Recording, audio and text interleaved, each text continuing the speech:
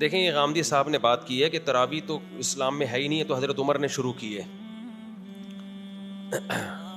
حضرت عمر نے تراویح شروع کی ہے، جس طرح سے شروع کی اس سے پہلے ہمیں ابو بکر کے دور میں یہ نہیں ملتی. اور نبی صلی اللہ علیہ وسلم نے بھی ختم کی ہے تراویح، 3 دن پڑھائی، اس کے بعد آپ نے کہا کہ یہ فرض نہ ہو جائے. حضرت عمر نے شروع کی. یہیں سے ہمارا بھی اہل حدیث سے اختلاف بھی اسی بیس پہ شروع ہوتا ہے. ہم یہ کہتے ہیں کہ اگر آپ نے تراویح کو ماننا ہے حدیث کی روشنی میں، تو حدیث میں تراویح کا ثبوت نہیں ہے بلکہ تراویح کی نفی ہے. 3 دن پڑھ کے آپ صلی اللہ علیہ وسلم نے اس کو کیا کر دیا؟ ختم. تو آپ بھی ختم کریں. سمجھتے ہیں نا؟ آپ ایک بھی رکعت نہ پڑھیں. بولے تہجد ہے 8 رکعتیں اخپل طریقے سے انفرادی جو جتنی پڑھنا چاہے. اور اگر آپ عمر رضی اللہ تعالیٰ عنہ کے عمل کو بیس بناتے ہیں تو پھر عمر رضی اللہ تعالیٰ عنہ نے 20 پڑھی ہیں، 8 نہیں پڑھی ہیں. 8 کے بارے میں جو موطا کی روایت ہے وہ ضعیف ہے، اور اس کی 2 دلیلیں بہت مضبوط ہیں. نمبر 1، موطا امام مالک کی تصنیف ہے. امام مالک خود بھی 8 کے قائل نہیں ہے، وہ تو 20 سے بھی زیادہ کے قائل ہیں. اور کیوں قائل ہیں؟ اصل میں تو وہ بھی 20 ہی کے قائل ہیں، لیکن 16 رکعتوں کے کس بیس پہ قائل ہیں وہ ایک الگ بحث ہے، وہ بھی ہمارا ہدف نہیں ہے. باقی تینوں ائمہ 20 کے قائل ہیں. تو حضرت عمر کی یہ جو 8 رکعتوں والی روایت ہے، پہلی بات تو یہ کہ امام مالک نے، مالکی مذہب میں بھی فتویٰ 8 پر نہیں ہے، تو وہ کیوں اپنی کتاب کو چھوڑیں گے؟ اور سند کے لحاظ سے وہ مضطرب ہے. اس کا اضطراب کیا ہے؟ جو سند مضطرب ہوتی ہے نا، اگرچہ وہ راوی ثقہ بھی ہوں، لیکن مضطرب سند راوی کا اضطراب ہے نا، وہ ایک بیان پہ ٹکتا نہیں ہے، تو اضطراب کی بیس پہ بھی حدیث ضعیف ہوتی ہے. لہذا بہت سارے محدثین نے اس کو مضطرب کیا کہ اس حدیث کو رد کر دیا ہے. اور تیسری زبردست دلیل یہ ہے کہ اگر حضرت عمر نے 8 شروع کی ہوتی، صحابہ تابعین میں ہمیں کسی رمضان میں 8 رکعت کوئی پڑھتا ہوا تو نظر آتا ہے نا. کوئی ایک ضعیف روایت بھی نہیں ہے بصرہ میں، کوفہ میں، دمشق میں، شام میں، ملیشیا میں، کہیں بھی اس دور میں کسی صحابی یا تابعین نے 8 رکعتیں پڑھی ہوں. 16، 20، 24 اتنی ملتی ہیں ہمیں، 16 کم سے کم 16 ملتی ہیں، ورنہ زیادہ میجورٹی تو 20 پڑھتی ہے. وجہ کیا ہے؟ ان سب نے اس میں کس کو فالو کیا؟ جب تراویح انہوں نے حضرت عمر سے لی ہے تو رکعتیں بھی کس سے لی؟ حضرت عمر سے لی ہیں انہوں نے. تو امام شافعی جو انہوں نے کہا میں نے اہل مکہ کو 20 رکعتیں پڑھتے ہوئے پایا، امام ابو حنیفہ نے اہل کوفہ کو، جو صحابہ تابعین سے جو نمازیں منقول ہو کے آئی نا، صحابہ سے بھی ہمیں تابعین سے بھی یہی ملتی ہیں 20 رکعتیں. تو اس لیے ہمارا پہلا سوال تو اہل حدیث سے ہے کہ یہ کیا بات ہے، آپ بخاری کی 8 رکعتوں والی حدیث پیش کرتے ہو، نبی رمضان غیر رمضان میں 8 پڑھتے تھے، تو نبی کے عمل کو فالو کرنا ہے تو نبی نے تو 3 دن پڑھ کے کیا کر دیا؟ ختم کر دی نا. تو پھر ختم والی حدیث ابھی تو پیش کرو نا، پھر آپ کیوں پڑھ رہے ہو؟ اور اگر عمر کو لینا ہے تو پھر پوری بات عمر کی لو نا. جماعت بھی آپ نے عمر سے لی، تو رکعتیں بھی آپ کس سے لو؟ حضرت عمر سے لو. اب یہاں تک تو اہل حدیث کا جواب ہو گیا. اب ہمارا سوال جو غامدی صاحب کا سوال ہے کہ یہ تو نبی نے پڑھ کے چھوڑ دی تھی، نبی سے تو ثبوت ہی نہیں ہے، یہ تو حضرت عمر کا، لہٰذا یہ سرے سے نماز ہے ہی نہیں. ہم کہتے ہیں آپ نبی کے عمل کو دلیل بنا رہے ہیں کہ نبی سے ثابت نہیں ہے، بلکہ نبی سے چھوڑنا ثابت ہے نا آپ صلی اللہ علیہ وسلم سے. تو نبی کے عمل کو اگر آپ دلیل بنا رہے ہو تو نبی کے قول کو کیوں دلیل نہیں بنا رہے؟ علیکم بسنتی وسنت الخلفاء الراشدین المہدیین، میری اور خلفاء راشدین کی سنت کو فالو کرو. تو یہ ہم عمر کو فالو کر رہے ہیں کس کے کہنے سے؟ نبی کے کہنے سے. ممکن ہے کچھ اسکالرز یہاں کے کہیں کہ اچھا حضرت عمر کا تو فلاں فیصلہ ہے، وہ فلاں فقیہ نے نہیں مانا، فلاں صحابی نے نہیں مانا، تو آپ ہر بات تو عمر کی ویسے بھی نہیں مانتے. کچھ مسائل ہوں گے نکالے جا سکتے ہیں. ہم کہہ رہے ہیں یہ وہ مسئلہ ہے، حضرت عمر کی اس بات کو تمام صحابہ نے مانا، عثمان نے، علی نے، عبداللہ بن مسعود نے، حضرت عائشہ نے، پوری دنیا میں مشرق مغرب شمال جنوب تراویح کا انعقاد کیا ہو گیا؟ شروع ہو گیا، اور تواتر کے ساتھ آج تک چلا آ رہا ہے. حتیٰ کہ حرمین میں پچھلے سال 10 رکعتیں ہوئی ہیں، اس سے پہلے 1400 سال میں کوئی نہیں دکھا سکتا 20 رکعت سے 1 رکعت کم ہوئی ہو. اب یا تو حضرت عمر نے کوئی نئی چیز گڑھی ہے، غلطی ہوئی ہے ان سے، غلطی ہوئی ہوتی صحابہ اسی وقت آپ کو ٹوک دیتے، نہیں ٹوکا. یہ اس کی علامت ہے کہ حضرت عمر نے بدعت کا آغاز نہیں کیا، بلکہ حضرت عمر نے پیغمبر کے عمل کو زندہ کیا ہے، جو عمل ختم ہو چکا تھا. بالکلیہ ختم نہیں ہوا تھا، جماعت کا عمل ختم ہو گیا تھا، اور جماعت کا عمل بھی بالکلیہ ختم نہیں ہوا تھا، ایک امام کے پیچھے نماز کا عمل ختم ہو گیا تھا. ہوا یہ ہے کہ نبی صلی اللہ علیہ وسلم نے جب 3 دن تراویح پڑھائی ہے نا، تو آپ صلی اللہ علیہ وسلم نے فرمایا کہ تم پہ فرض نہ ہو جائے، تو آپ نے خود آنا چھوڑ دیا. صحابہ سمجھ گئے کہ نبی چاہتے ہیں کہ یہ نماز ہم پڑھیں، لیکن فرضیت کے خوف سے آپ نے کیا کر دیا؟ ختم. لہذا صحابہ نے اس کو زندہ رکھا. مسجدوں میں صحابہ آتے, ابو بکر کے دور میں تراویح ہوتی تھی, عشاء کے بعد لوگ مختلف قاریوں کے پیچھے جماعت کی نماز سے قرآن سنتے تھے. ان کے پیچھے اتنی لمبی لمبی نمازیں ہوتی تھیں کہ سحری کے وقت میں جا کے ختم ہوتی تھی, عشاء کے بعد شروع ہوتی تھی. حضرت عمر جب آئے, حضرت عمر نے دیکھا کہ انہوں نے فرمایا کہ تم نے تو قرآن کو ٹکڑے ٹکڑے بنا لیا ہے, ایک مسجد میں اتنی جماعتیں کیوں ہو رہی ہیں؟ حضرت عمر نے یہ نہیں کہا کہ تم نے یہ بدعت کہاں سے ایجاد کی. دیکھو رمضان کے علاوہ اگر یہ مسجد نبی میں عمل ہوتا, حضرت عمر اس کو باقی رکھتے؟ حضرت عمر کہتے بھائی نفل نمازیں انفرادی پڑھو نا, یہ اتنی جماعتیں کیوں ہو رہی ہیں؟ عشاء کی جماعت ہو گئی, اپنے اپنے گھروں میں جاؤ, تہجد پڑھنی ہے انفرادی پڑھو. حضرت عمر کو اس پہ اشکال نہیں تھا اتنی جماعتیں کیوں ہو رہی ہیں. سمجھتے ہو کہ نہیں سمجھتے؟ اس کا مطلب حضرت عمر جانتے تھے کہ رمضان میں نبی سے یہ سب کیا ہے, ثابت ہے. اور حضرت عمر یہ بھی جانتے تھے کہ یہ جو اہل حدیث حضرات حدیث پیش کرتے ہیں کہ نبی رمضان غیر رمضان میں 8 رکعت پڑھتے تھے, یہ اس موقع کی نہیں ہے, کیونکہ وہ انفرادی پڑھتے تھے, جماعت سے نہیں پڑھتے تھے. اگر وہ اس حدیث کو حضرت عمر فالو کرتے تو ان سے کہتے نبی نے 8 پڑھی ہیں, انفرادی پڑھی ہیں, تم بھی 8 پڑھو اور انفرادی پڑھو, انڈیویجولی پڑھو, جماعت کی تم کو اجازت نہیں ہے. حضرت عمر نے اس حدیث سے استدلال کیا جو نبی نے 3 دن پڑھی ہے.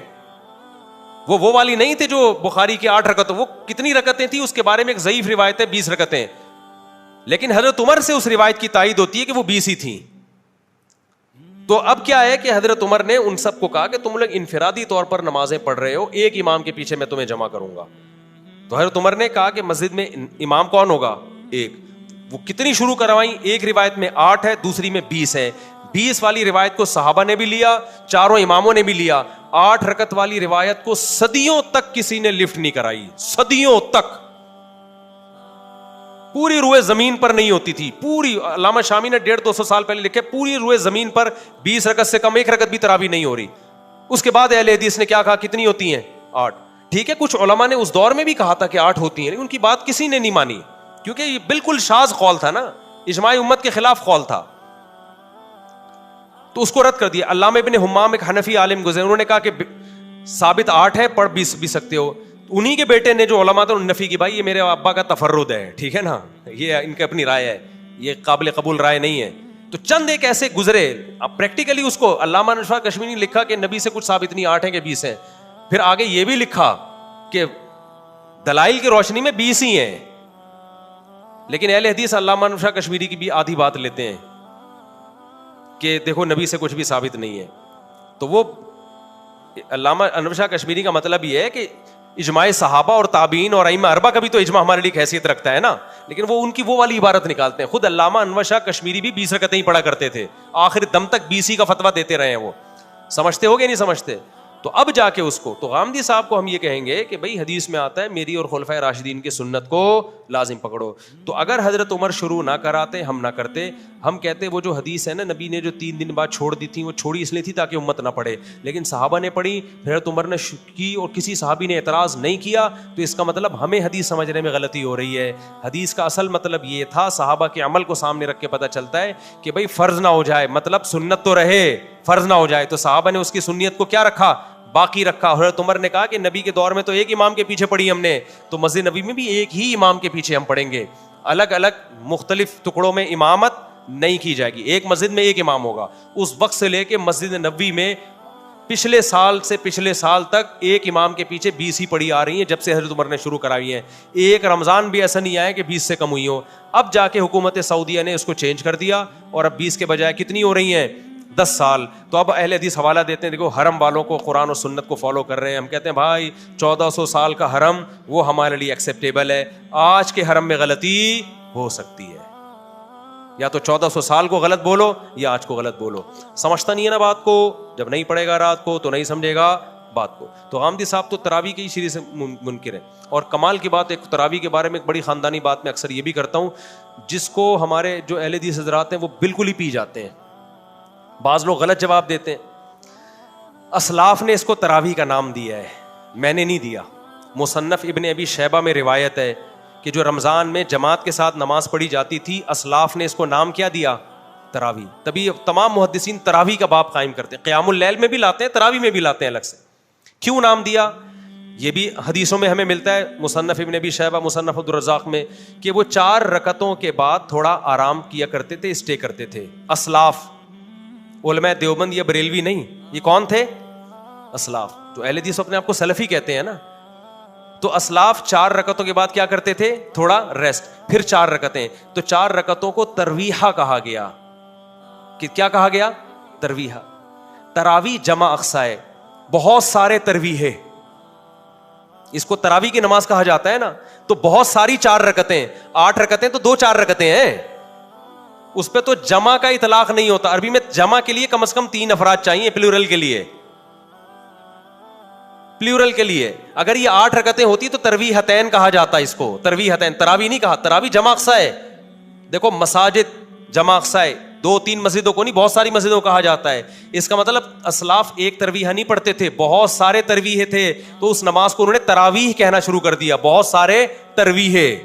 تو وہ نہ 8 ہے نہ 10 ہیں. 10 میں تو 2 ترویح ہوں گے اور آدھا ترویحہ، 2 پورا ترویحہ ہی نہیں ہو رہا وہ تو. ٹھیک ہے نا، اس کا کسی کے پاس جواب نہیں ہے. تو اس لیے جب بھی آپ جمہور سے ہٹو گے نا، یاد رکھنا بظاہر بڑے مضبوط دلائل آپ کو لگیں گے، لیکن جب آپ اس کی ڈیپتھ میں جاؤ گے تو آپ کو وہ دلائل کھوکھلے لگیں گے. امت میں جمہور امت غلط نہیں ہو سکتی، 4 آدمی غلط ہو سکتے ہیں، یہ اس امت کی خاصیت ہے. 4 کروڑ غلط نہیں ہو سکتے. سمجھتا نہیں ہے نا بات کو. تو آمدی صاحب کے تو بہت سارے، ان کے تو اور بڑی چیزیں مارکیٹ میں لائے ہوئے. تو یہ تو رمضان کی رونق ہے یار، تراویح رمضان کی رونق، اور یہ رمضان کے ساتھ خاص ہے. تہجد تو رمضان ہو غیر رمضان سب میں ہے. تبھی عید کا چاند نظر آتے ہی کوئی بندہ آئے دوبارہ تہجد پڑھنے کے لیے جماعت کے ساتھ، فوراً نکال دیں گے. اگر وہ دلیل بخاری میں آتا ہے نبی نے تہجد جماعت سے پڑھی ہے، فوراً کیا کہیں بھائی گھر میں پڑھیے 2-4 افراد کے ساتھ. یہ 8-10 افراد نہیں ہے، آپ نے نکلو بدلی گلی سے. تراویح گئی تو یہ تہجد نہیں ہے، یہ وہ نماز ہے جو رمضان کے ساتھ کیا ہے؟ خاص ہے. اس لیے اس کو نام الگ دیا ہے. اور میں نے، علماء دیوبند نے یا بریلویوں نے نہیں دیا، یہ حنفیوں شافیوں نہیں، اسلاف نے نام دیا اس کو. یہ نام نبی کے دور میں نہیں تھا، نماز تھی الگ سے اسپیسیفک، جس کو حضرت عمر نے ایک منظم شکل دی. بعض لوگ یہ بھی کہتے ہیں کہ حضرت عمر خود تو نہیں پڑھتے تھے تراویح مسجد میں. حدیث میں آتا ہے حضرت عمر مسجد میں نکلے اور بڑی خوشی کا اظہار کیا، فرمایا واللتی تنامون عنہا افضل مما تقومون. بس دیکھا چلے گئے، اور فرمایا کہ جس نماز سے تم غافل ہو وہ اس سے افضل ہے جسے تم پڑھ رہے ہو. تو ہم کہتے ہیں کہ حضرت عمر خود حافظ قرآن تھے. یہ بھی اجماع ہے کہ جو حافظ قرآن خود قرآن دہرا سکتا ہے اس کے لیے افضل یہی ہے کہ وہ حافظ کے پیچھے پڑھنے کے بجائے اپنی الگ سے نماز پڑھے. اسی پہ حضرت عمر تو حافظ تھے، ان کے لیے تو افضل یہ تھا کہ اپنے گھر میں الگ پڑھے وہ، یا الگ جماعت کرائے اپنے گھر میں.